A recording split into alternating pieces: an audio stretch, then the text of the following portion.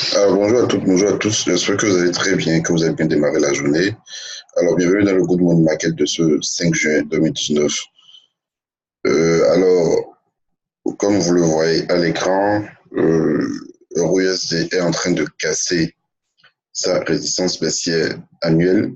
Sinon, carrément que ça a déjà cassé, ça a même fait un pullback hier. On avait même pris une vente sur le rebond, d'accord, le rebond au niveau de cette zone, parce que ça va laisser des chandeliers de retournement. Cette longue bêche, on avait pris, on avait vendu le TP, malheureusement, était placé un peu plus loin, c'était placé sur ce niveau. Voilà. Je crois même que c'était un peu plus haut. En tout cas, dans la zone quelque part ici quand même. Alors, ça n'a pas touché, puis c'est reparti. Bon, heureusement, on a fait un break-even, donc le break-even a été touché. Alors, vous avez vu le range que nous avons tracé ici. Donc, ça évolue entre les 1,11,11 et les 1,12,65. Donc, le niveau sur lequel le prix est actuellement. Alors, nous sommes actuellement en train d'assister à la cassure, d'accord, de la bonne supérieure du range ici. Donc, vous avez vu ça laisser des mèches hier. Donc, c'est pas pour rien. Il faudrait obligatoirement attendre la clôture à 10 heures, d'accord, de cette bougie et voir comment ça va se clôturer. Si le corps de la bougie se retrouve au-dessus, d'accord, de la zone ici, alors là, on pourra prendre une position d'achat pour aller chercher la prochaine zone que nous avons en haut ici. Voilà. Donc, nous irons chercher les 1,13,24, 1,13,32. Voilà. Donc, nous allons attendre bon, avec un stop légèrement sur ce creux, 1,12,20, 1,12,24. Donc, ce sera un très bon plan. Donc, c'est quand même l'euro USD, c'est quand même le dollar qui est en train de casser son support haussier. Donc, là également, euro USD également vient de casser sa résistance spéciale. Donc, c'est logique. Alors, donc c'est le plan que nous avons actuellement sur euro USD. Il faudrait attendre. Mais si ça nous laisse encore des chandeliers de retournement avec une longue mèche comme ce que nous avons eu ici, d'accord, là, nous allons encore prendre une vente avec un stop légèrement au-dessus de la mèche ici, d'accord, avec un TP1 ici, un TP2 ici, le TP3 sera la bonne inférieure du range. Bon, voilà, je n'ai pas ajouté Shimoku. Voilà. Et actuellement, on voit que la Kijun s'est mis à plat. Donc là, ça représente déjà les 50% de retracement de Fibo. Voilà, si je prends tout le mouvement ici, voilà, donc j'ai les 50% de retracement de Fibo à ce niveau. Et quand la Kijun se met à plat, là, comme on l'a dit, c'est le soufflement du mouvement. Donc, fort probable que la hausse s'arrête, donc qu'il y ait une clôture en dessous. D'accord, soit le prix reviendra tester la Kijun, d'accord, et là, nous, on aurait déjà pris une vente au carrément, d'accord, ça a évolué en consolidation, en dérive latérale à ce niveau-là. Donc, nous allons surveiller, voir comment ça va réagir.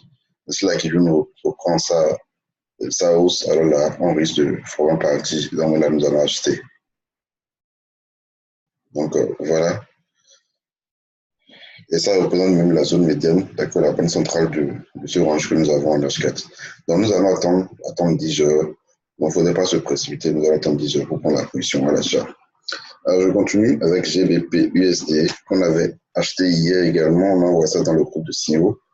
Nous avons acheté quelque part ici les 1,26,15, je pense. 1,26,14. Nous avons acheté dans la zone ici. Le TP1 n'a pas encore été touché. Le TP1, c'est au niveau de 1,2745. Bon, c'est pour ne pas venir au niveau de 1,2750 parce que ça peut ne pas forcément toucher ce niveau. Raison pour laquelle on a pris le TP1 à ce niveau-là. Alors, je vais aménager un peu mon graphique. Donc, le TP1, c'est ce niveau. Donc, ceux qui n'ont pas encore acheté, je crois que bon, ce serait vraiment pas fameux d'acheter actuellement parce que bon, là, le ratio n'est pas vraiment intéressant. Le ratio n'est pas vraiment intéressant. Donc, ce serait mieux de patienter un peu, de voir comment le prix va réagir sur ce niveau avant de chercher à prendre une position à l'achat. Ou carrément, je passe en H1 et je trace le petit support haussier que nous avons ici.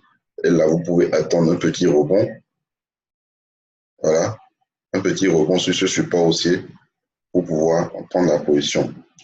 Là, ce sera après une correction, bien sûr. Donc, comme on l'a toujours dit, ce ne serait pas bien de prendre des positions, d'acheter sur un sommet ou bien de prendre sur un creux. Donc là, c'est un sommet, ce ne serait pas vraiment judicieux. Donc, nous sommes toujours en position. Donc, on a acheté un 614, le TP un V745.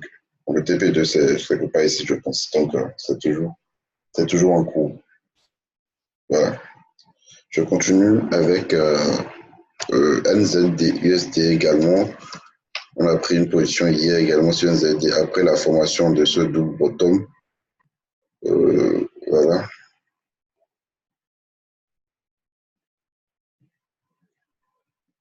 Donc, nous avons acheté sur le pullback. Parce qu'on avait raté le mouvement. Je crois que je vais rapidement enlever ça d'abord. Donc, vous avez vu le double bottom que ça a formé ici.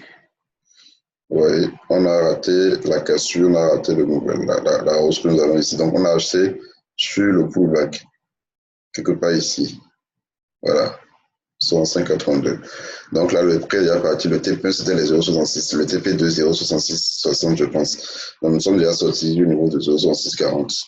D'accord, parce qu'on crée un petit retournement, une petite correction après cette accumulation de hausse. D'accord, donc nous allons encore surveiller et chercher encore un point d'entrée à l'achat, c'est-à-dire une petite correction pour pouvoir reprendre la position à l'achat. Voilà. Pareil pour NZDCHF.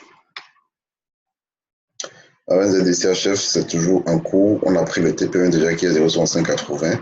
Donc là également, vous voyez que c'est un très bon plan.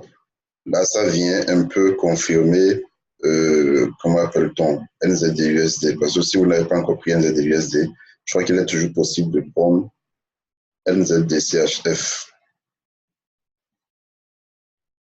Donc, ça peut toutefois aller rechercher cette résistance baissière à ce niveau.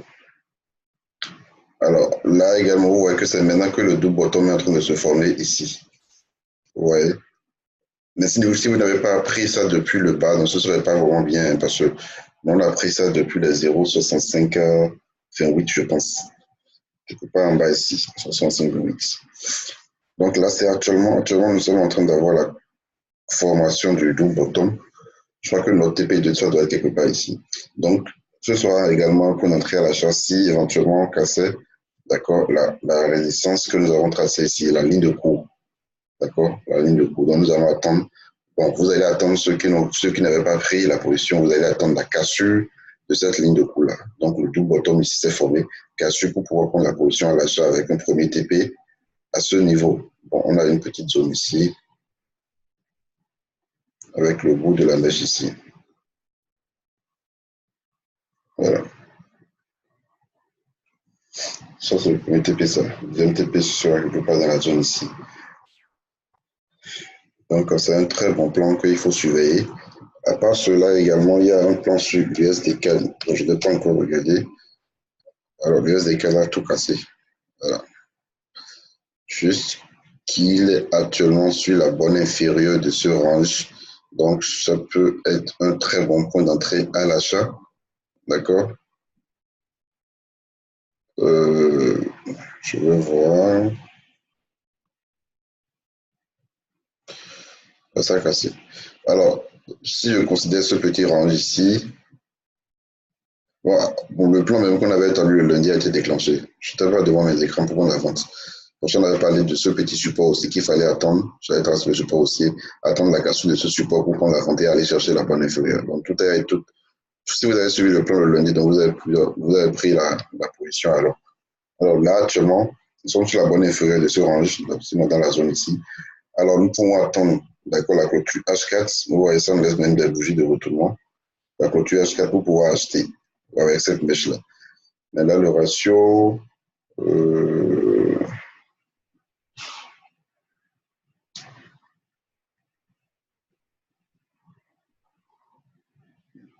bon, c'est pas mal. Si je dois mettre le 100 sur cette mèche, ça me fait 25 pips. Donc, c'est pas mal comme ratio. C'est un rebond d'ailleurs. D'accord, un TP1 ici. La cible, c'est la borne supérieure du range. La borne supérieure du range. Carrément en haut ici.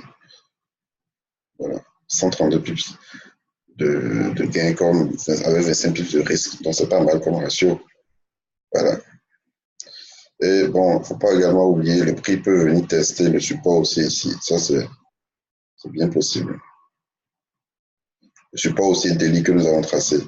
Sinon, moi, je l'attends carrément à ce niveau pour prendre la position au fait. Mais on ne sait jamais, ça peut partir. Ça peut partir à tout moment. Donc, pourquoi ne pas prendre la position? C'est un risque et ne pas mettre le stop loss et attendre.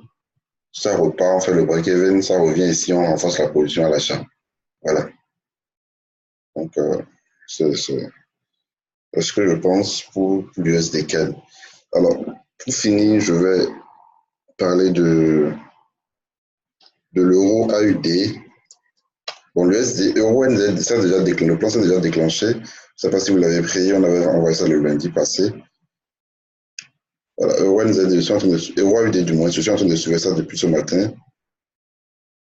Bon, je vais supprimer les conneries là.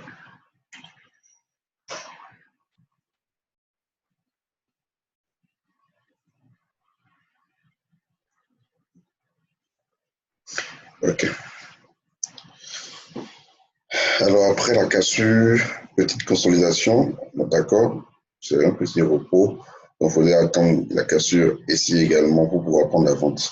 Donc c'est ce que j'attends depuis le matin. D'accord, sinon normalement depuis la formation de cette bougie, avec cette longueur, je pourrais déjà prendre la vente. Mais il faut être prudent, on attend la cassure, la clôture en dessous pour pouvoir prendre la vente. On peut également tracer ça, une nouvelle tendance spéciale. Voilà. Donc, c'est tout ce que j'ai prévu pour vous. Plan à retenir euro-USD que je vais vraiment surveiller. Vous voyez, le prix n'arrive pas encore à clôturer au-dessus. Bon, voilà, j'ai oublié USD-CHF. USD-CHF qui est sur un support.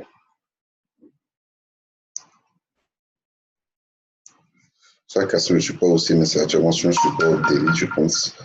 Donc là également, il faudrait surveiller. Voilà.